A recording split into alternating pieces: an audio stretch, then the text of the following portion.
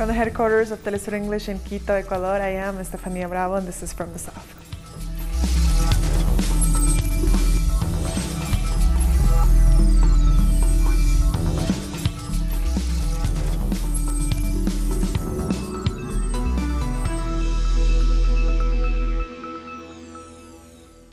The leader of the landless movement, Aloysio Sampaio, has been shot dead in Brazil. Sampaio's wife told the police she saw two people leaving their house as she was coming back from picking up their children from school. Only one of the alleged perpetrators was arrested. Still in Brazil, pre-election tensions are heating up once again with just over 2 weeks to go to the runoff vote. Thousands of Brazilian youth marched on Thursday night against the right-wing presidential candidate Jair Bolsonaro. They say his rhetoric has encouraged an increase in violence against opponents. Protesters in Sao Paulo chanted "Ele não" or "Not him" and carried placards saying "My country is not for sale."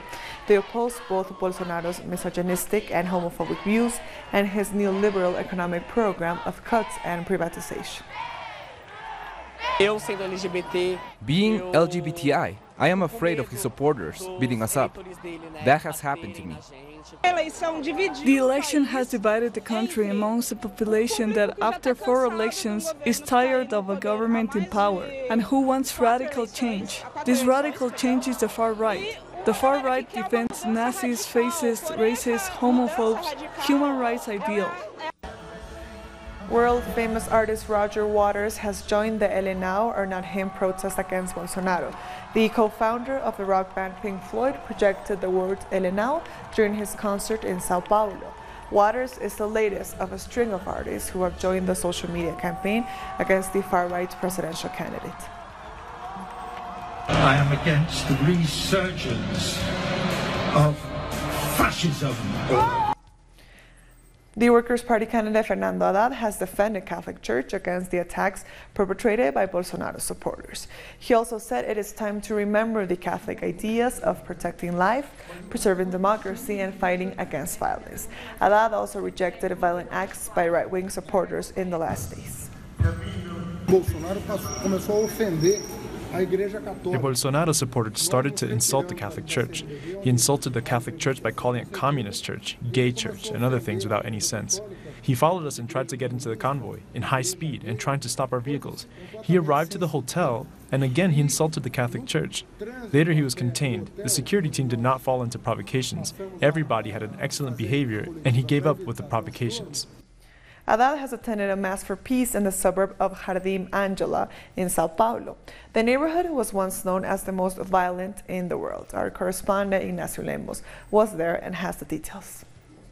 We are in the Church of the Martyr Saints in the Sao Paulo neighborhood of Jardim Angela. Fernando Haddad, the candidate of the Workers' Party in the runoff election on October 28th, is here. We should explain that in the latest opinion polls, there was a difference of 6% between Jair Bolsonaro and Fernando Haddad among Catholic voters, and a difference of 40% among evangelicals.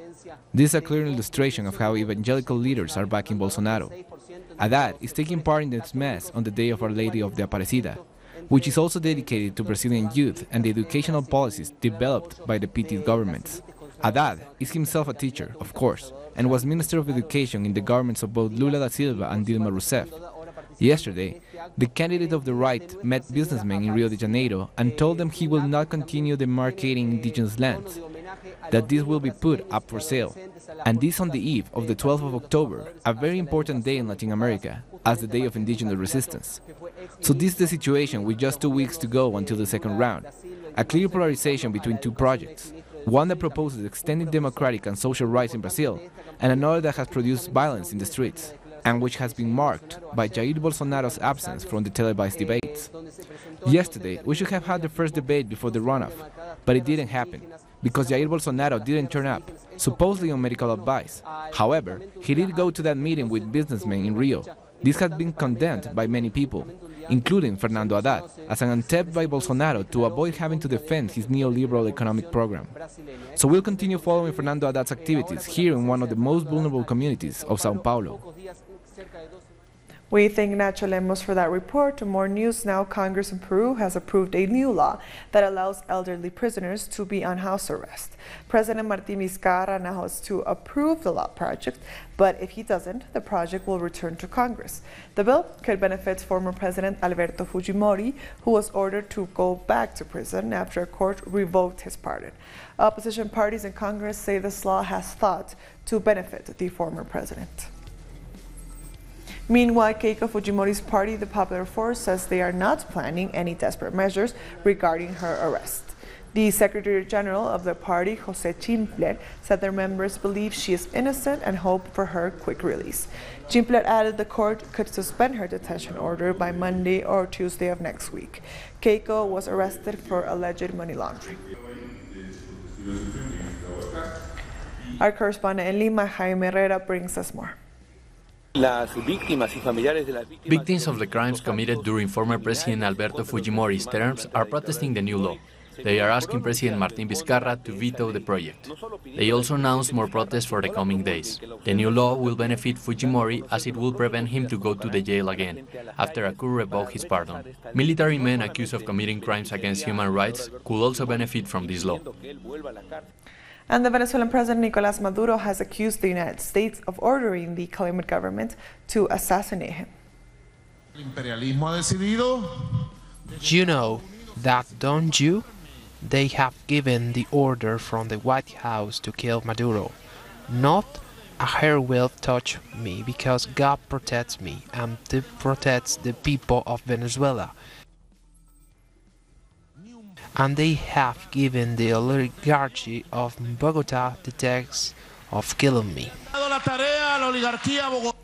President Maduro was speaking at the closing ceremony of the Workers' Congress. There, trade unions and workers from various sectors presented proposals to help boost the country's economy. I come to ask workers that all these proposals help inform that 2025 homeland plan for the working class and keep it alive. Once and for all, brothers and sisters, I believe that these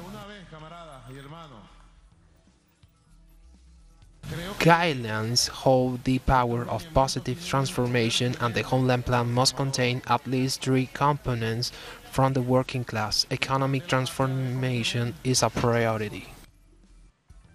Desde la clase obrera. We'll be back very soon. Stay with us.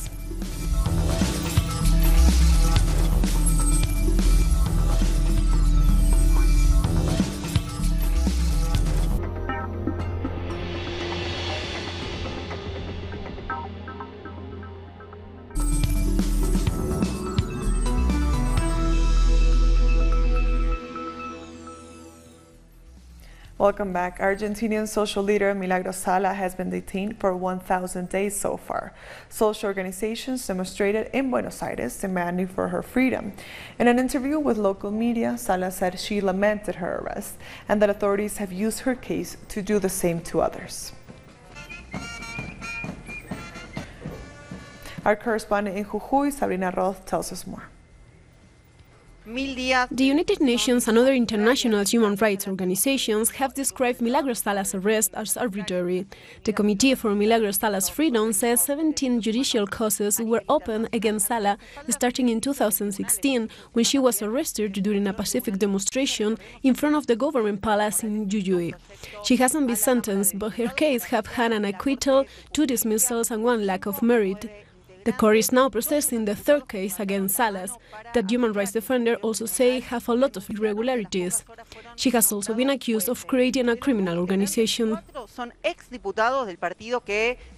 We thank Sabrina for that report. Around 100 Venezuelan migrants will leave Ecuador on Friday under the Return to the Homeland government plan. This is the 6th flight to depart from Ecuador since the program was launched. Venezuelan people said they are happy to come back home as they have faced poor working conditions and discrimination.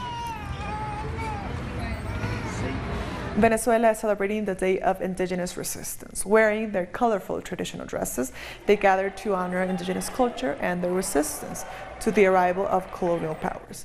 The day is seen as a symbol of nationalist activism across the American continent. It was Chavez who gave the name of the Day of Resistance. This continent is wetted with blood and ashes of our brothers, warriors, heroes who were brutally murdered. So we will keep the resistance. We will keep on existing and fighting for our indigenous rights. When everything seems to be falling down, Hugo Chavez arrived with revolution and Bolivarian process. He served justice to us. He made us visible, gave us opportunity and support us. For many indigenous peoples in Latin America and the Caribbean, the 12th of October is a day of resistance. For them, there is no reason to celebrate the arrival of Christopher Columbus in 1492. Our correspondent in Panama reports. This camp is still resisting the Barro Blanco hydroelectric project, a struggle that represents the abuses suffered by the indigenous peoples of the Panamanian Isthmus. They have violated our rights with this project. We want our peoples to be free. We want our children to have the right to live well. And with this, it is not possible. We want to be respected and be treated like people. In addition to the hydroelectric projects, the more than 7 indigenous peoples of this country also condemn labor, exploitation and other abuses. We emphasize that our rights have been violated. The right to childhood, the right to family. All those rights have been brutally violated for our Ngabe people. The rate of poverty among the indigenous communities in Panama is as high as 98%, in addition to high levels of malnutrition and disease. For these peoples, their rights continue to be constrained. For us, it should not be celebrated, because we will be celebrating the spilling of innocent people's blood, who lived in a free and peaceful America. Before 1492, our people existed, so there was nothing to discover. It is a fallacy to speak of a celebration when there must be mourning because innocent Ngabe Bugle people died. If the problems continue, these communities warn that they are willing to die to defend their rights and their dignity. Hundreds of students in Chile continue to march against the Safe Classroom bill promoted by President Sebastián Piñera. Protesters say the proposed law seeks to expel all students who raise their voices against the government. They see it as a copy of laws used by the dictatorship of Augusto Pinochet. Although the Senate has described the bill as unconstitutional, Piñera is vowing to move forward with his proposal, even without support. We want to say in a strong and clear voice that we will not allow this law to be passed, and we will go to the street to reject it whenever it is necessary, because it generates own integration, repression, beating the critical thinking of the classroom. Colombian farmers are supporting the national program for the substitution of illicit crops. However, it seems the implementation of the program could be at risk. Close to 80,000 families, part of the integral national program of substitution of illicit crops, are facing uncertainty. They say the government of Iván Duque hasn't paid attention to the program. With the previous government, we discussed about the volunteer eradication of illicit crops by implementing the program in different departments and municipalities of the country. Since then, we have been in standby. We haven't had any conversation with the new government. Former President Juan Manuel Santos said that the budget for this program was approved, but reality seems to be other. For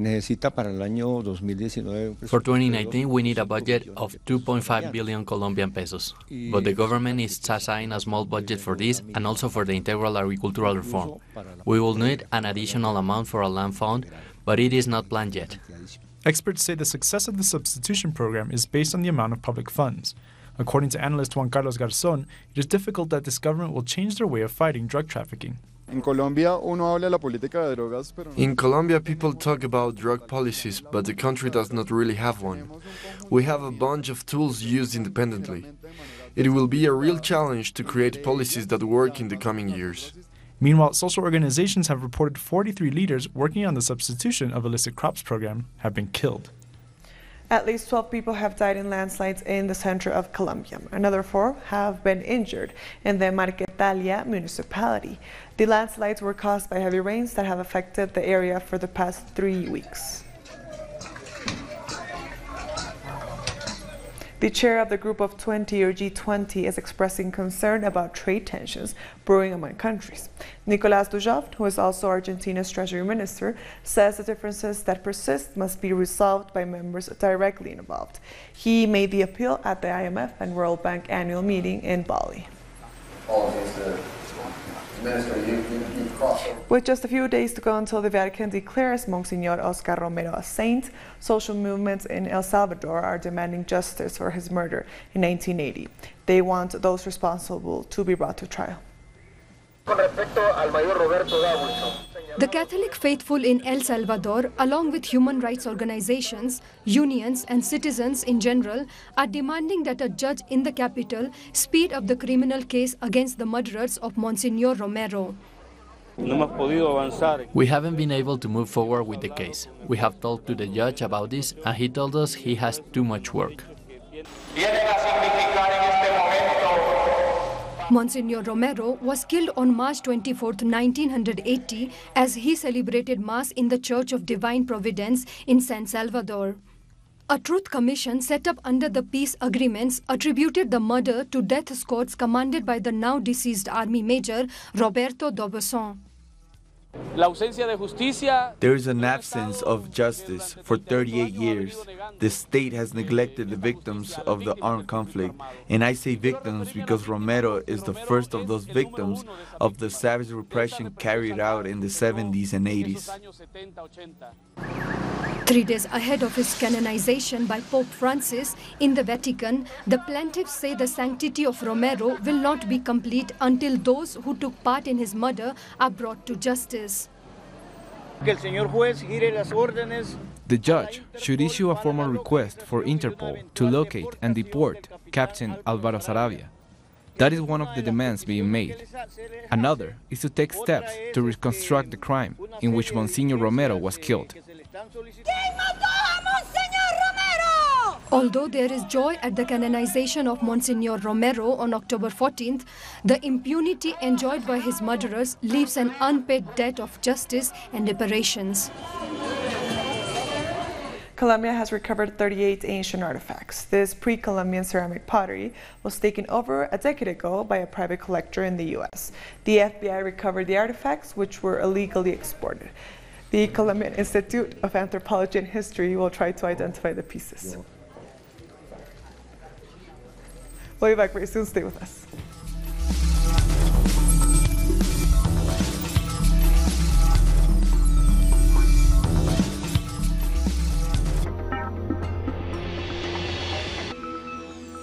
Welcome back. 6 Palestinians have been killed by Israeli forces as they demonstrated in the Gaza Strip. Palestinians clash with Israeli security forces as they demonstrate along the Gaza-Israel border. Injured protesters have been taken to the hospital in Gaza City. The Palestinian Health Ministry said the victims haven't been identified yet.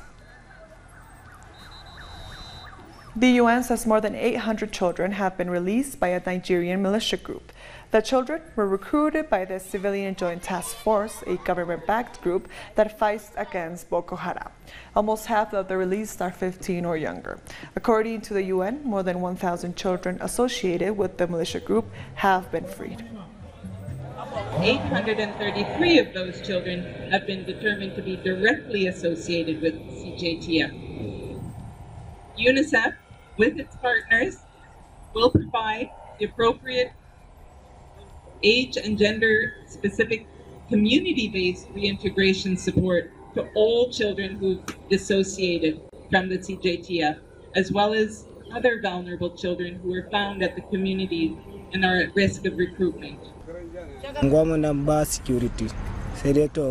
I decided to join the militia group because there is no security in our community. We had only 2 security members in the community before.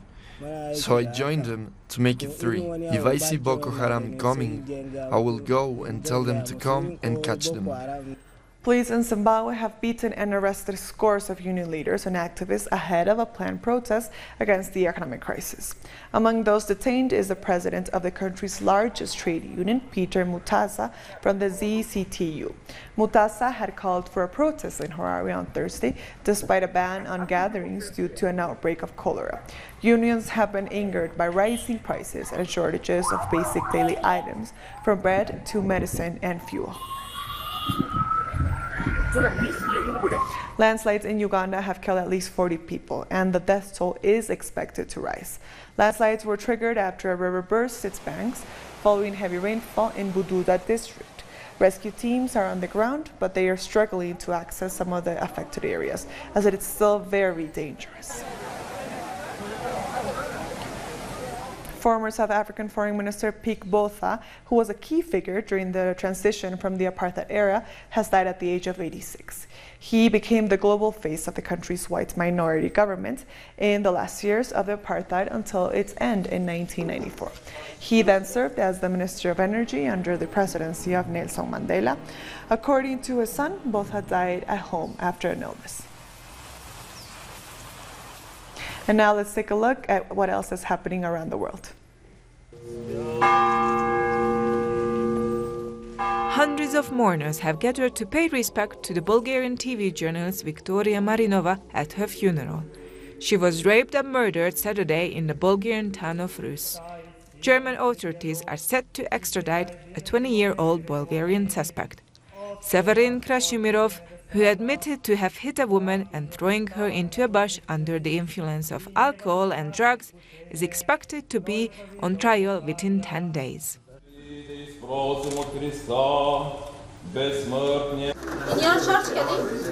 Afghanistan is set to deploy biometric verification machines for the first time in the elections to curb voting fraud. In the capital, Kabul, where a fifth of the population lives, authorities want to avoid people to vote more than once. It was a last-minute decision to try to distribute the devices to more than 5,000 polling stations, and critics fear they will fail to work or won't arrive in time. The votes will not be valid from our Commission's perspective, and any ballot paper which does not contain biometrics sticker number, the Commission will not accept those papers. A high-speed train with 510 passengers had caught on fire in Germany, but no injuries have been reported. At least 2 train cars caught on fire early morning en route between Cologne and Munich, but all passengers managed to leave unharmed. The cause of the fire is not yet known. Thousands of anti-independence demonstrators have marched for unity in Barcelona on Spain's National Day. According to local police, about 35,000 people demonstrated, chanting pro-unity slogans and waving Spanish flags. The march took place just a year after Catalonia's failed declaration of independence. Polls show Catalonians favoring and opposing separation are almost evenly divided. Washington became the 20th U.S. state to abolish capital punishment. Its Supreme Court struck down the death penalty, saying in a unanimous decision that its application was arbitrary and racially biased. Capital punishment has been on the decline for several years, but the government has said it is considering expanding its use for some federal crimes. And finally, India is having its Me Too moment as a number of women are accusing Bollywood actors and directors of sexual harassment. The movement gained steam after Bollywood actress Tanushree Dutta recently accused a co-actor of harassing her on set of a movie 10 years ago. Following that allegation, many female journalists have started to share their experiences of sexual abuse in the media. Now, the government has issued a statement saying it has zero tolerance policy towards sexual crimes. And with that story, we've come to the end of this news. For these and other stories, as always, find them on our website at telesurtv.net/English. And also join us on social media, on Facebook, on Twitter, and on Instagram. For Telesur English, I am Estefania Bravo. Thank you for watching.